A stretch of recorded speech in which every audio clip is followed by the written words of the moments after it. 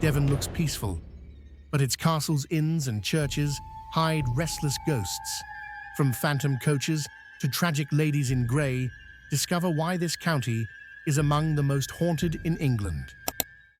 Elizabethan House. Set along the historic streets of Plymouth's Barbican stands the Elizabethan House, a timber-framed dwelling that has survived for centuries, while the city around it has changed again and again. Its beams are dark with age, its windows small and watchful, and behind those walls are stories that are still spoken with quiet unease.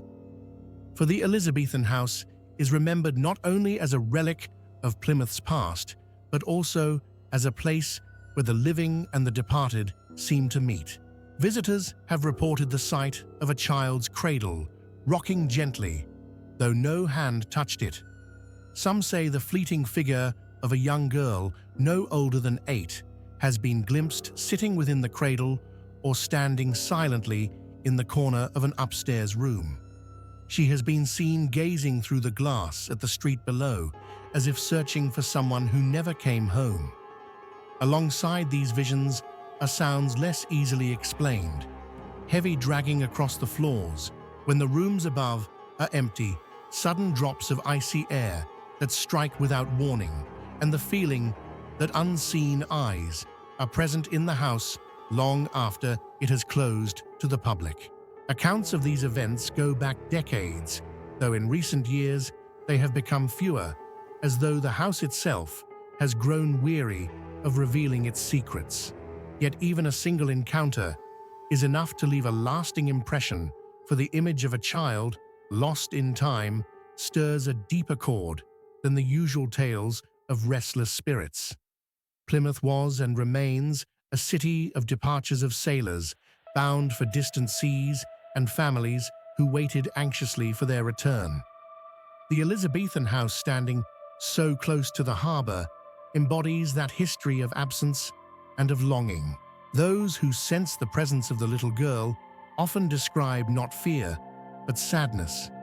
She is said to bring with her an atmosphere of fragility, a reminder of lives cut short and childhoods overshadowed by hardship. When the cradle rocks in the silence of the old room, it feels less like a threat than like a memory pressing itself upon the present. Skeptics may dismiss these stories as imagination, yet the persistence of such reports across generations has made the house a quiet landmark of Plymouth's haunted heritage. Whether one believes or not, there is no denying that the Elizabethan House stands as more than just timber and stone. It is a vessel of memory where the past lingers in forms half seen and half felt, where the echo of a child's gaze reminds us that history is never only history, but something that walks beside us still. Mount Gould Hospital. On the eastern edge of Plymouth stands Mount Gould Hospital, its long corridors and tall wards, looking out across the city. Built with the intention of care and recovery, it has over the decades gathered stories of a different kind, for its halls are remembered not only for medicine, but also for mystery. To those who have worked within its walls, the building is a place where silence is rarely complete, and where sounds drift from shadows long after the day has ended. Accounts often speak of groans that echo down empty wards, voices faint and troubled, as though patients still call for help that never arrived. The most enduring tale is of the Lady in White, a figure seen gliding along the corridors in a gown that seems untouched by time. Witnesses describe her as neither hurried nor hesitant, but calm, passing without acknowledgement before vanishing at the turn of a corner. Some say she belongs to an earlier age of the hospital, perhaps a nurse devoted to her duty, or a patient whose life ended within these walls. Others suggest she is simply the embodiment of grief distilled into form. For those who encounter her, the experience is not easily forgotten. A sudden chill may fall upon the room, or the air seems heavy with sorrow before the vision passes. Staff members have spoken quietly of these moments, admitting that even skeptics find it difficult to dismiss what they have seen with their own eyes. In a place where sickness and death have touched so many lives, the idea that remnants remain is not hard to believe. Mount Gould Hospital carries with it the weight of its history. The Lady in White and the sounds that accompany her may be the echoes of countless stories of suffering compressed into images that the living still perceive. Whether these are memories impressed upon the very fabric of the building or manifestations of imagination shaped by its somber atmosphere is impossible to say. Yet the accounts remain steady through time, retold by staff and visitors alike, each lending their own details, but always returning to the same figure, the same sounds, the same uneasy feeling. In this way, Mount Gould Hospital reminds us that places of healing are never untouched by sorrow. Its wards hold not only the memory of patients cured, but also those lost. And perhaps it is this dual legacy that gives rise to the hauntings still described today. To stand within its corridors at night is to feel that history pressing close, and to wonder whether the Lady in White still walks, as if keeping vigil for all who passed before. Royal Castle Hotel. At the heart of Dartmouth, overlooking the quay, stands the Royal Castle Hotel, a building whose age and character are woven deeply into the history of the town. With its centuries-old walls and grand setting, it has long been a place of gathering of hospitality and of quiet luxury.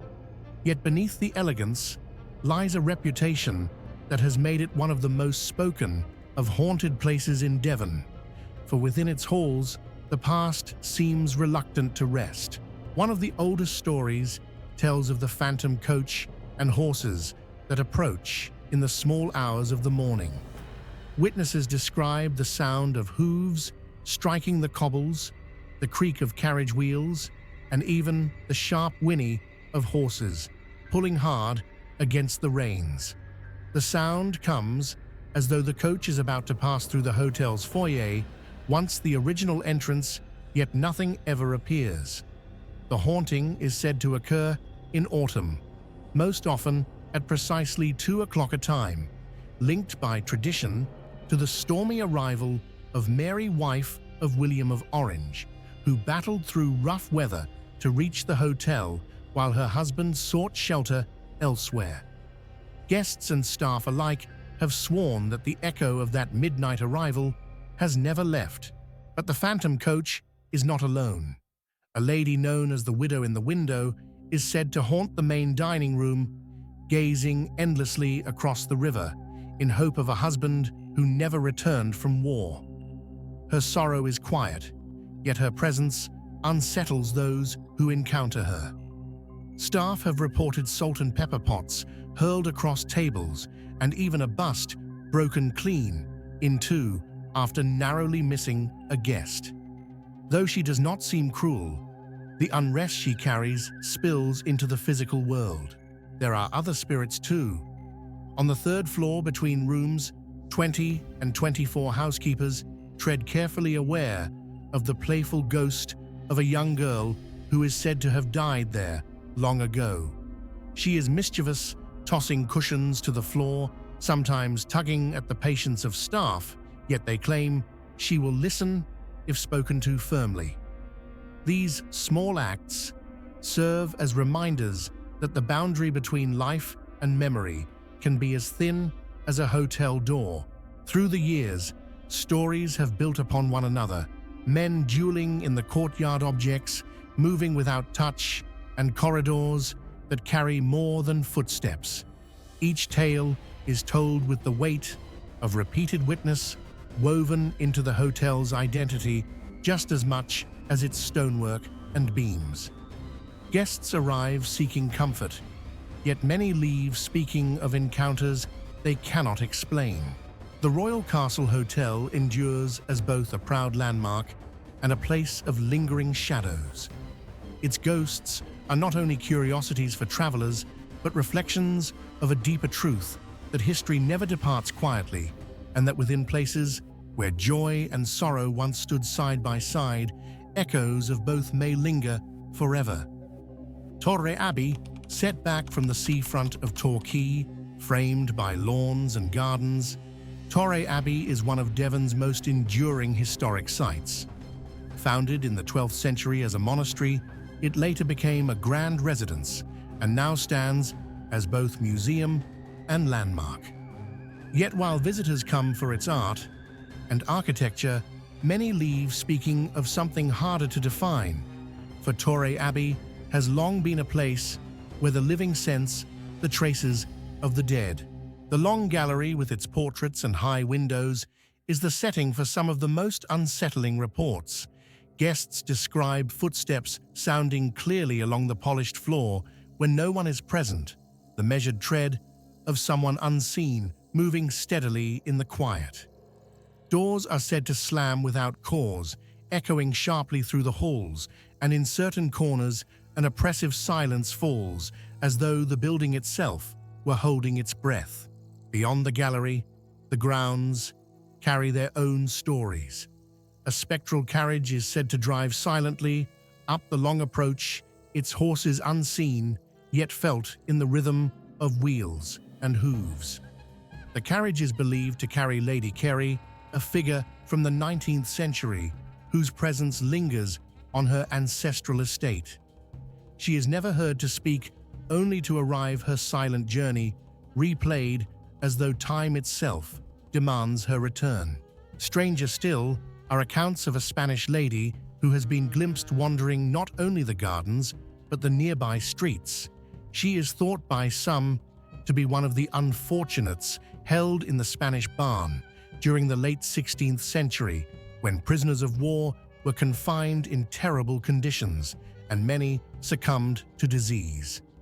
Among them was a young boy who died in the crush, and it is said that his spirit too has been sensed, accompanied by the faint impression of a girl who once tended him in vain. The echoes of their suffering seem to spill outward, lingering around the very stones of the abbey. These stories are not shouted, but passed on quietly, repeated by staff and visitors alike. Some dismiss them as the play of imagination upon an ancient building, yet the consistency of the accounts troubles even skeptics. Torre Abbey, after all, is a place where centuries of devotion, power, and tragedy have intertwined, and it is little wonder if traces of that history remain. To walk through the abbey is to step into a layered past. Monks, pacing in prayer, nobles, commanding their household prisoners suffering in captivity. The apparitions that appear here are not only curiosities, but reflections of those live shadows that remind us of the weight of human experience bound within stone walls. Torre Abbey stands as a cultural treasure of Devon, but also as a place where memory takes form and where history still stirs in the silence of night. Dartmouth Castle, at the mouth of the River Dart, where the estuary meets the sea, rises Dartmouth Castle, a fortress that has watched over the harbour for more than 5 centuries. Its stone towers and gun platforms were built for defence, standing as guardians against invasion and as silent witnesses to the struggles that shaped England's past. Today, the castle is admired for its commanding views and its history of warfare, yet among those who visit, some speak of sounds that belong not to the present, but to a battle long gone. The most persistent reports are of gunfire echoing across the stone walls, sharp cracks that reverberate in the still air when no weapon is fired. Alongside these sounds come shouts, cries that rise and fall, as if soldiers are once again manning the defenses under siege. Witnesses describe the noises as vivid and immediate, carrying with them an urgency that cannot be explained by the natural movements of the sea or the wind through the battlements. Historians link these hauntings to the siege of 1646 during the English Civil War, when Dartmouth Castle endured its most violent days. It is believed that the echoes of that conflict linger, repeating themselves in moments when the boundary between past and present seems to thin. For some, the shouts are indistinct, muffled, like voices heard through stone. For others, they are clear commands, urgent and unmistakable, as though men were still fighting to hold the fortress against overwhelming odds. Visitors often remark upon the contrast between the peaceful beauty of the castle's surroundings and the sudden intrusion of these phantom sounds. The estuary stretches out calm, and glittering boats drift quietly across the water, and then unexpectedly, the sharp report of cannon fire breaks the silence, followed by voices raised in fear or fury. Such moments leave even skeptics unsettled, for they suggest that the castle is not merely a ruin, but a stage upon which its most desperate hours continue to replay. Dartmouth Castle is cherished as a heritage site, a place where the strength and strategy of England's coastal defences can still be seen. Yet it is also remembered as a place of echoes where the clamour of battle has never entirely faded. To stand upon its walls at dusk is to sense both the endurance of stone and the persistence of memory, and to understand that some conflicts, though centuries past, still leave their mark upon the air. The Cherub. In the winding lanes of Dartmouth stands the Cherub, one of the town's oldest surviving timber-framed inns. With its crooked beams and low ceilings, the building carries the warmth of centuries of conversation, laughter, and the clink of glasses. Yet alongside this atmosphere of welcome runs a quieter thread of unease, for the Cherub has earned a place in local memory not only as a historic tavern, but as a dwelling for the unexplained. Bar staff have told of glasses that do not fall, but fly from their shelves, propelled by forces unseen. Customers sitting by the fire have felt watched, and one photograph taken at closing time revealed what seemed to be the head of a figure resting upon the bench, a presence invisible in life, yet captured in the stillness of the image. The landlady herself has spoken of seeing a person move through the dining room only to vanish directly into a wall, as if the building preserves a doorway long since bricked over. These incidents might be dismissed as tricks of perception, yet the consistency of the reports gives them a weight that imagination alone cannot explain. In a structure so old, it is easy to believe that layers of history overlap, and that those who once walked its halls may continue to do so long after their time has passed. The figure by the hearth, the phantom walker in the dining room, and the unseen hand that sends glasses crashing are fragments of stories left untold, surfacing in moments when the barrier between past and present seems to falter. The Cherub's age is part of its power. Built in the 14th century, it has survived fires, wars, and centuries of change, its beams absorbing the countless lives that have passed beneath them. Each creak of the floorboards, each shadow cast by the firelight, carries the suggestion that memory lingers in wood and stone.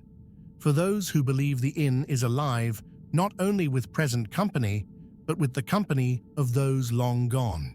Today, the Cherub is treasured as a place of character, a reminder of Dartmouth's medieval past. Yet it is also spoken of with caution, for to sit too long in its dimly lit corners is to feel that one is not entirely alone. The inn's ghosts are not hostile, but their presence is undeniable, woven into the very atmosphere.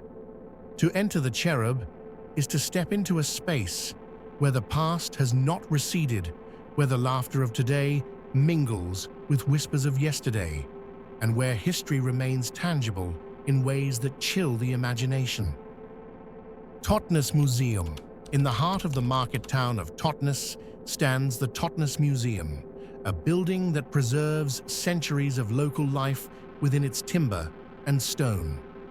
Once a merchant's house, now a place of heritage and learning, it draws visitors who come to understand the history of Devon.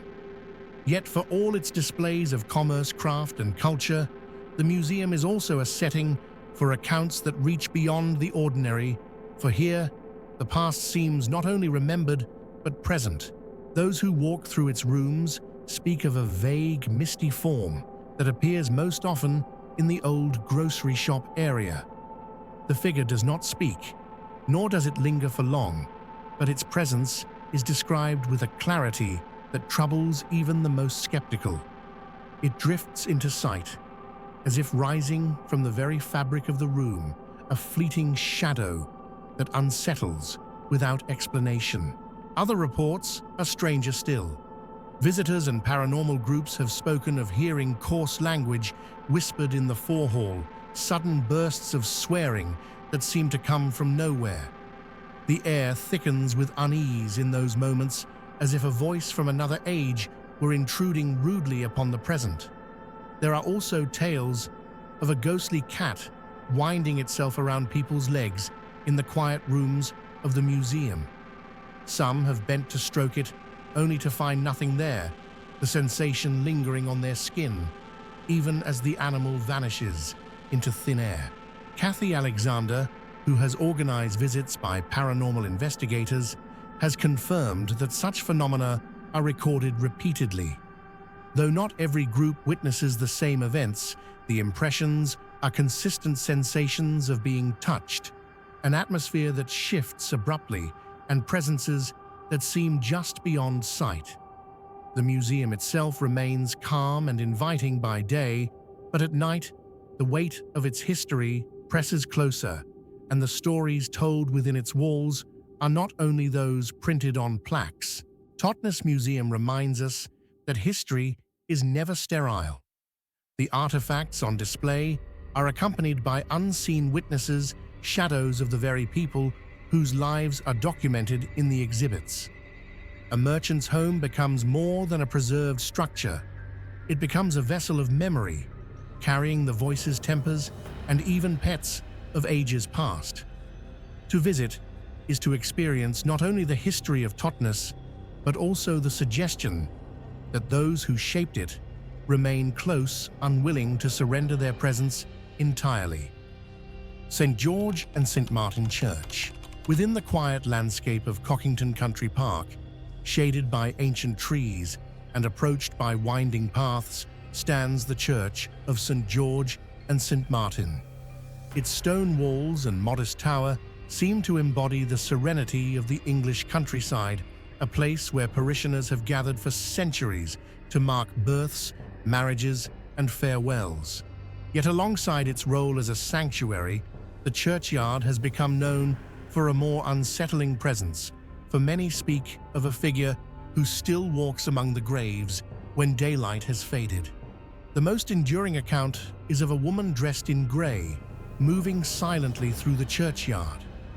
She is seen at dusk or in the pale hours of early morning, her outline faint yet distinct against the gravestones. Witnesses describe her as solitary head, bowed her pace, measured and deliberate.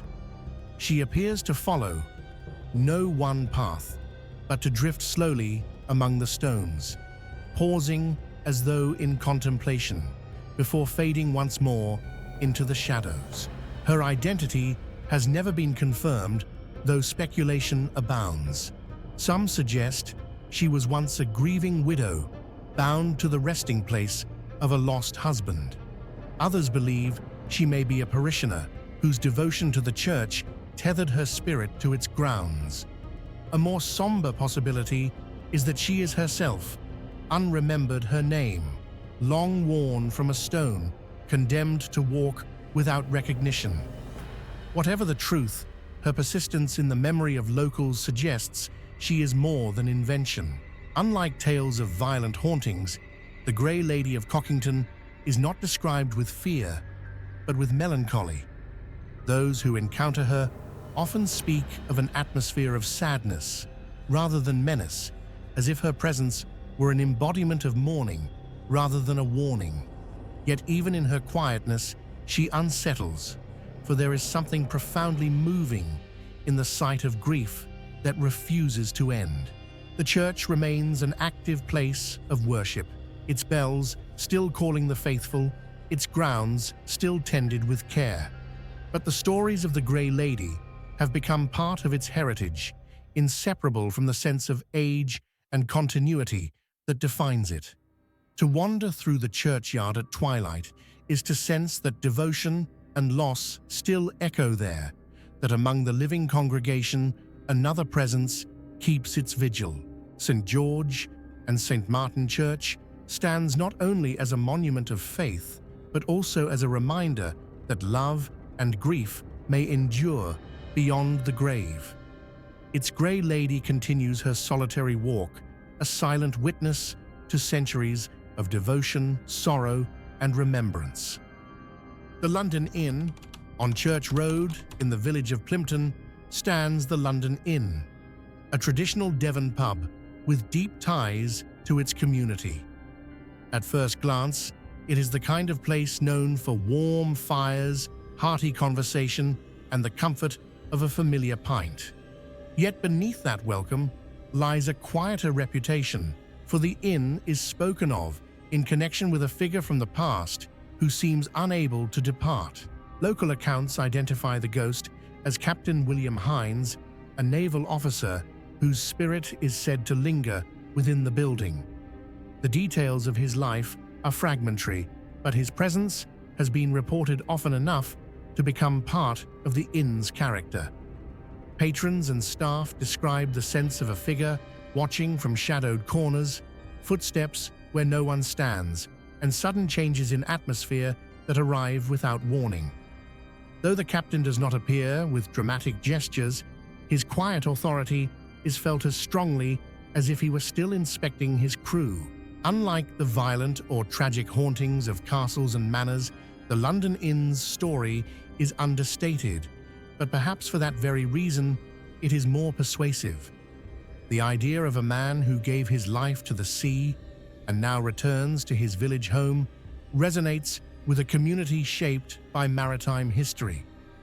In a county where ships and sailors have always defined the rhythm of life, it is no surprise that one naval figure should remain tethered to the place he once knew.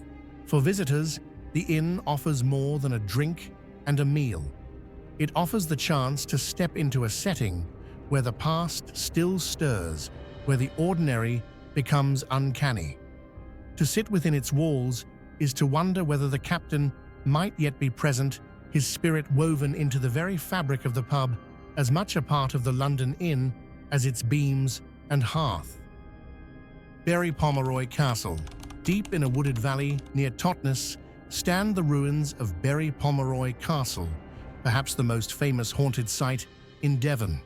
Its broken towers and ivy-clad walls give it the look of a Gothic painting, a place where imagination thrives and where stories have grown for centuries.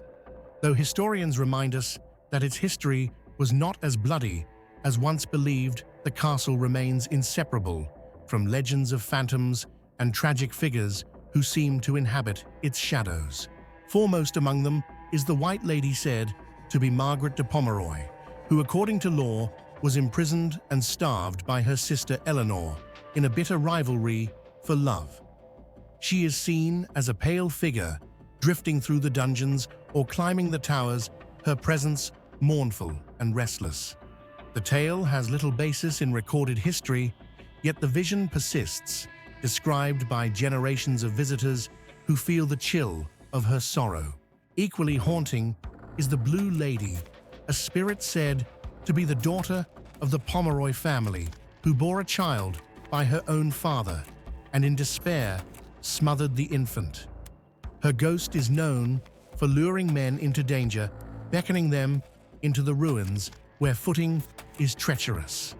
Some who have followed her call have stumbled and fallen convinced they were guided by unseen hands. However the story is explained, the Blue Lady endures as one of the most unsettling figures in English ghost lore. Other phantoms are also spoken of two young brothers who, clad in armor, are said to have ridden to the ramparts and leapt to their deaths. A small hooded boy, a cavalier, a spectral dog, even an old gardener seen scything the grass. Visitors report lights that flicker in the ruins, sudden chills, animals panicking without cause, and equipment failing without reason. For some, the castle seems infused with a presence beyond any one tale, as if the very stones carry an imprint of unease. Scholars note that many of these stories trace back to Gothic fiction of the 19th century, yet the power of Bury Pomeroy lies not in historical certainty, but in its atmosphere. To walk among the ruins is to feel time collapse, to sense that the past presses close in ways that defy explanation. Whether born of literature legend or true haunting, the spirits of Bury Pomeroy Castle ensure its place as the most enduringly haunted site in Devon. And so, our journey through Devon's 10 most haunted places comes to an end. But this is only the beginning. There are many more ghostly sites in Devon we'll explore in future episodes. If you enjoyed this story, please subscribe to Creepy Experience, share it with friends, and tell us in the comments which county or city you're watching from. Are there haunted places near you that we should feature next? Your ideas might inspire our next video. The shadows of history still hold many secrets. Stay with us to uncover them.